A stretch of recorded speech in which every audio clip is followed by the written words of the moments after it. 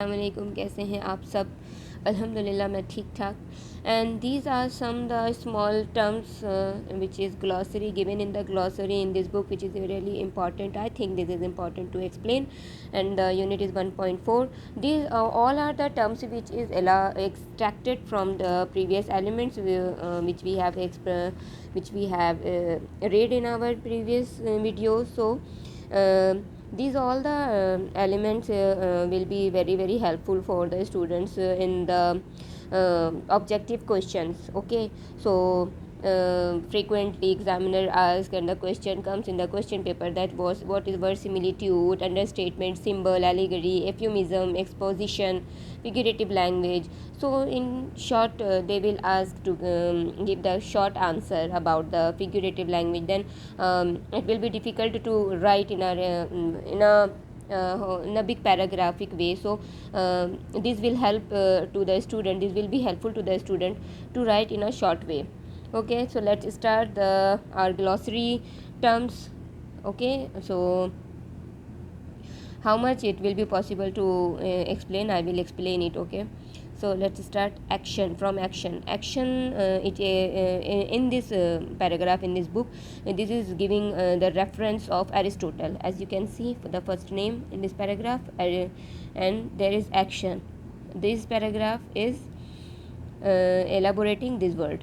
Okay, so take the screenshot. I'm giving you the exact pic. Okay, these are three in the camera. I hope it is not hazy.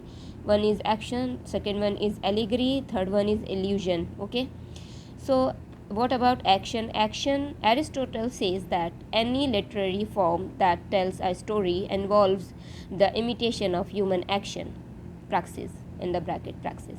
ठीक है, Aristotle का क्या reference है, Aristotle की क्या thought है action को लेकर के, क्या स्टोरी में वो देख रहे हैं कि एरिस्टोटल क्या कहते हैं कि कोई भी अदबी जो शक्ल होती है, फॉर्म होता है, जो कहानी बता रही होती है, वो क्या होती है, इन्वॉल्व्स होती है, लविस होती है, मिली हुई होती है नकल की बुनियाद के ऊपर, इंसानी एक्शन के ऊपर. ठीक है, a series of events having unity and significance, असरअंदाज होती है,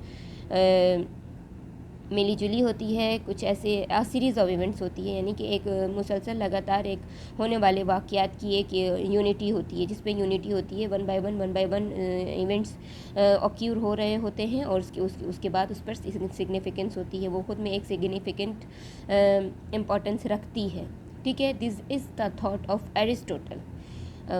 Very important. You can add this point in any kind of answer giving the reference by the name of Aristotle. ठीक है, तो एक्शन के सिर्फ यही नहीं है कि एक्शन का जो पूरा एक मिसाल आपसे पूछा जाएगा, एग्जाम्पल मांगा जाएगा सिर्फ और सिर्फ MEG7 में ही नहीं, ये लिटरेचर से रिलेट एक बहुत ही इम्पॉर्टेंट इन्फॉर्मेशन है जो हमें आई थिंक PhD तक भी याद रखनी है. ठीक है, एलिग्री क्या है. Now next, I have written in the meaning of in Urdu when I was studying, when I was giving exams.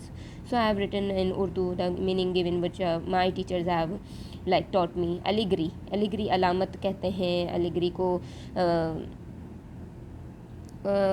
मिली जुली भी कहते हैं, और इस तरीके से कोई तंजिया भी कहते हैं. बाज़ दफ़ा इसको तंजिया तौर पे भी लिया जाता है, तंजिया मिजाज में भी लिया जाता है. In allegorical stories the characters and events stand for a set of ideas और मोरल क्वालिटीज़ और abstractions. Realistic plots are not important here. Allegory क्या होता है, मजाजी, मजाजी भी कहते हैं, जिसे हम थॉट के बुनियाद पर भी क्रिएट कर सकते हैं, जो इम्पॉर्टेंट नहीं भी होता है, जिससे हकीकत पसंदाना तौर पे नहीं भी लिखा जाता है, या उस प्लॉट पे हकीकत से कोई भी चीज़ रिलेट नहीं करती है या अहमियत भी नहीं रखती है. उन किरदारों में, वो वाक़यात में एक ऐसे एब्स्ट्रैक्शन क्वालिटीज़ पाई जाती है, उसकी मोरल्स की क्वालिटीज़ भी, जो कि हकीकत पे मुबनी नहीं होती है, dependent on the abstraction point. Okay, मुझे लगता है समझ में आया होगा और मैं आगे बढ़ती हूँ. कहीं आप में से किसी भी स्टूडेंट को, किसी भी सुनने वाले को कहीं कुछ दिक्कत हो रही है समझने में, सुनने में, तो मुझे प्लीज़ कमेंट सेक्शन में आके बताइए. Only giving the thumb is not important. I don't really need to see the thumbs in my videos.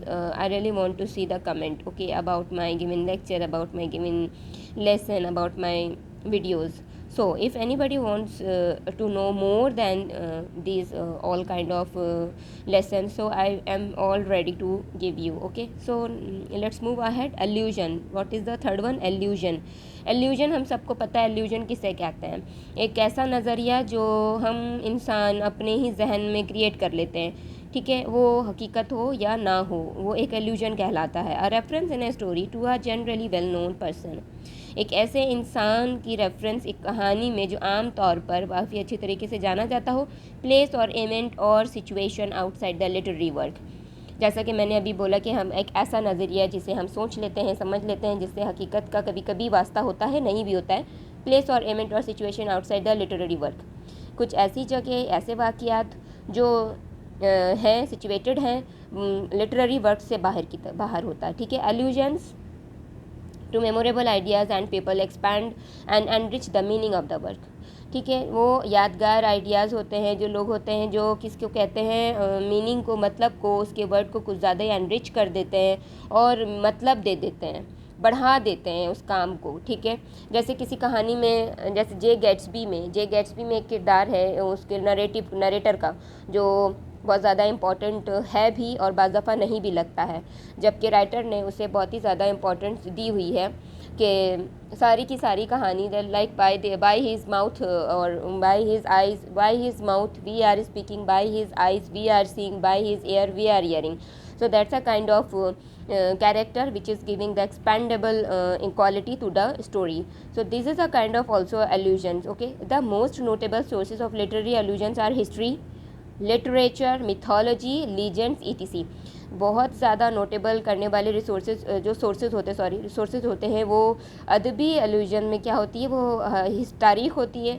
अदब खुद एक अपने आप में एक बहुत ज़्यादा मायने खेज चीज़ रखी जाती है। मिथोलॉजी होती है, ठीक है, जो हिस्ट्री से निकाली गई कुछ ऐसी बातें होती हैं जिन्हें हमें समझना होता है, लाइक फर्स्ट वर्ल्ड वॉर में क्या इंसिडेंट्स हुई थी, इनके अंदर छुपे हुए वाक़यात क्या हैं, क्या राज है, क्या चीज़ों को हमें जानना चाहिए अकॉर्डिंग टू द लिटरेचर, ठीक है। और legends, like legends hero, histories के हीरो, वॉर्स के हीरो वो होते हैं वगैरह वगैरह, ठीक है। तो इसे कहते हैं allusion. The fourth one is anecdote, ठीक है, a brief narrative account of some incident और event. It's really very important in one line explainable line about the anecdote. Anecdote क्या होता है, एक बहुत ही ज़्यादा खुलासे में बयान किया हुआ एक ऐसा इंसिडेंट या वाक़या, ठीक है, उसे कहते हैं एनेक्डोट। वो किसी की ज़िंदगी के बारे में भी हो सकता है, whether it will be about a person's life और बायोग्राफिकल और हिस्टोरिकल और incidental, anything eventual, anything it can be happen, which is anecdote, okay. So I am just stopping this video here on the fourth fourth word of this glossary term, ठीक है। अगर कहीं किसी को नहीं समझ में आता है तो please come to the comment section and tell me which is and where I am stucking. I am not able to explain which word, which paragraph and which term of this elements, but I really need to tell everyone के ये जितने सारे मैंने important elements of the short story मैंने बताए हैं previous paragraphs में, previous videos में,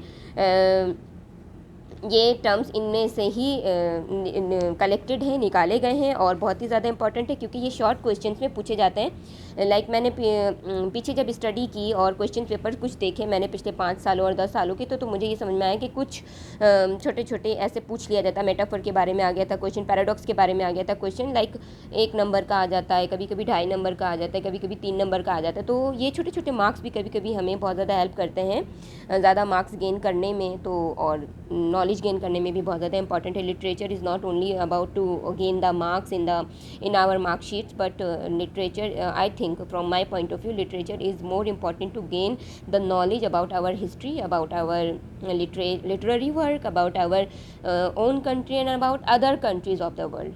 So मुझे लगता है कि इसे एक्सप्लेन करना बहुत ज़रूरी था, तो मैंने शुरू किया है। And I really need all of your support towards my channel, and please like and subscribe. इंशाल्लाह ताला मिलते हैं नेक्स्ट वीडियो में। आज के लिए इतना ही, जज़ाकल्लाह।